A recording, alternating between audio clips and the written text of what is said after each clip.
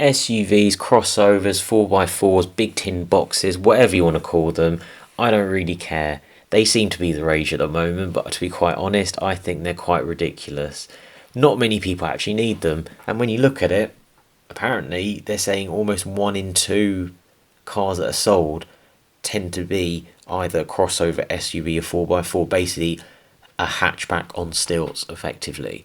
Anyways, Mr. Dosser here. Today we're going to be talking about why I don't like crossovers and generally SUVs. So let's get into it. So, why do I have a problem with these cars? Well, number one reason why I have a problem with them is that they're killing off the humble saloon and estate car. Back in the 90s and 2000s, or even earlier 80s, if you wanted a family car, you would get an estate car or a saloon car, and they were perfectly capable of putting a pram in, putting the kids in, etc. And if you wanted to put dogs in, the estate was the option, especially Volvo estates. Volvo and Mercedes estates, they were brilliant. And then you had the MPV. The MPV came along if you needed that extra headroom, that extra space to lug around, luggage, bags, whatever you want to call it. You had MPVs. You had the Renault Space, the Ford S-Max, Vauxhall Zafira. I mean, yeah, they're not the most brilliant of cars. They're not the most, they have the most street cred, if you want to call it that. But in terms of getting the work done, the job done, they're really, really good and they're really effective.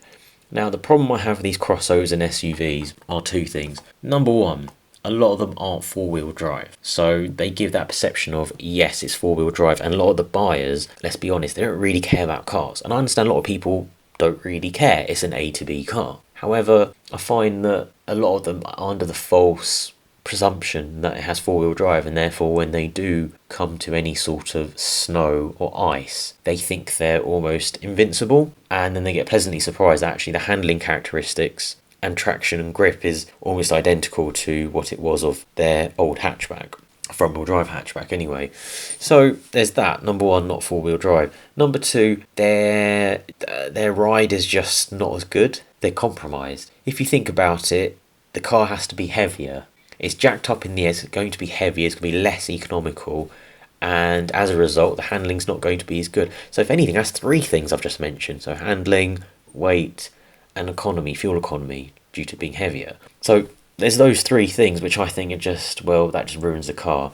The only advantage I would find with them, actually, speaking of which, is due to it being jacked up, being on stilts. The seating position, the ride height, I guess, is quite nice in traffic. I have been in an SUV before and I thought to myself in traffic, actually is quite nice. And being in a van, because I have been in a van before, surprisingly, or unsurprisingly, I don't know what you think of me. Yeah, it's quite a nice driving position. But other than that, the fuel economy's worse. It's a lot heavier, doesn't ride as well. In terms of consumables, obviously the tyres are bigger, so guess what, it'll cost more. The brakes are usually bigger-ish, so that they usually cost more as well. And in general, the space inside of these crossovers and SUVs are actually much bigger than the hatchback they're based on. So you're not actually getting much more space inside. So you might get a tiny bit more height, but again, unless you're 6'4", 6'5", I don't think that's going to be an issue to majority of drivers who might be 5'10", 5'11", maybe 6 foot, even 6'2", they'll be fine. And even, I guess, men or women or whatever you identify yourself as, if you range from anywhere between 5 foot to 6'2", 6'3", you'd be fine. So I don't really understand that. I think it's more of an image thing.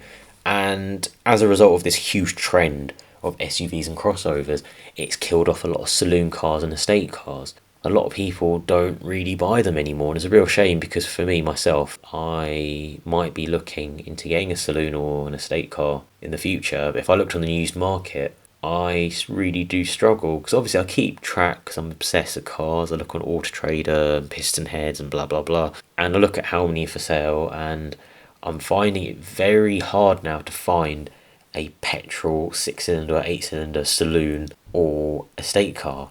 They're becoming rare, very rare. Year by year, I'm finding the numbers go from a few thousand to maybe 1,000, and then to three figures like 800, 700. I'm like, wait, hang on, this is dwindling quickly. But those are my views really on crossovers and SUVs. I just don't really like them. I think they're compromised. I think they're not actually that good, and they tend to cost more than the hatchback equivalent.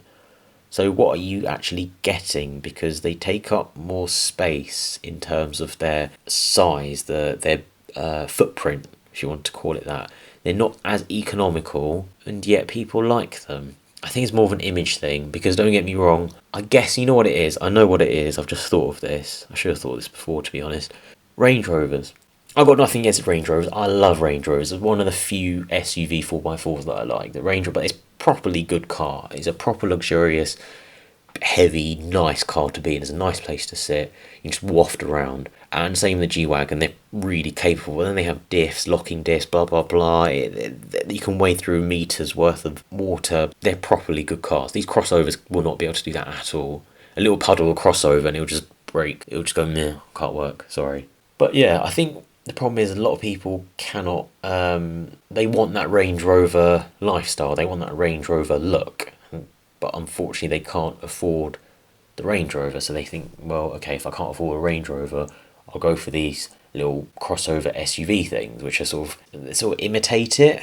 They're not really the real thing, they're not the real deal. But yeah, I guess, again, it's not harmful, it's harmless, it's all harmless, it's all opinion at the end of the day. But if people buying these at the expense of saloons and estates, it's a real shame, because at the end of the day I think to myself, well, car manufacturers are stopping the production of really good cars, really well established cars. I mean, for instance, Ford, they've just announced they stopped making the Ford Mondeo, which is an excellent car. I mean, the Mondeo Man in the UK, we've got that term, the Mondeo Man. The Mondeo sells loads of units, you go out 80s, 90s, 2000s. The Mondeo was the go-to car. If someone said to you, I need a saloon car, I've got a kid, or got a kid on the way, 2 kids, whatever, and I need reliable, I'm doing like 200, 300 miles a week, I need something to get me up and down the motorway, the answer was Mondeo. That was it, Mondeo for everything, because they made a Mondeo for everything. They made a hot Mondeo, but like a 5-cylinder petrol engine. They even did a V6 at one point. And then you had the economical diesels, and you had run-the-mill petrols. You had the estates, they were massive. The Mondeo estates are massive. They use taxis, and people managed to do 200, 250,000 miles in them, no problem. And it's a real shame. But anyway, that's a different topic for another day about the Mondeo. But yeah, I mean, I'm glad Audi are still doing the Audi RS6. The Audi RS6 Avant, or estate, if you want to call it that. That is really appealing, and I'm glad they're still doing that. Mercedes, the E-Class, they're still doing estates. That's good. E63. BMW M5, I mean, they didn't really make an estate. Last one was the E61 M5. But again, saloons, they're still making these nice saloons, and they're still putting 6-cylinder engines in saloons as well, which I'm thankful for. So I'm glad they're not giving up on that luxury saloon element. I don't think they will. But I think the run-of-the-mill manufacturers, such as your Ford and your Vauxhall, they're really going to give up saloon cars very, very soon. I can just see it happening, which is a real shame. Let me know what you think. Do you like crossovers, SUVs? Do you think they're good? Do you think they're bad? Would you buy one, or have you already got one? Let me know what you think. What's your favourite one, or what's your worst one? And let me know what you want to see in the next video. I do read the comments. So yeah, and I'll see you next time.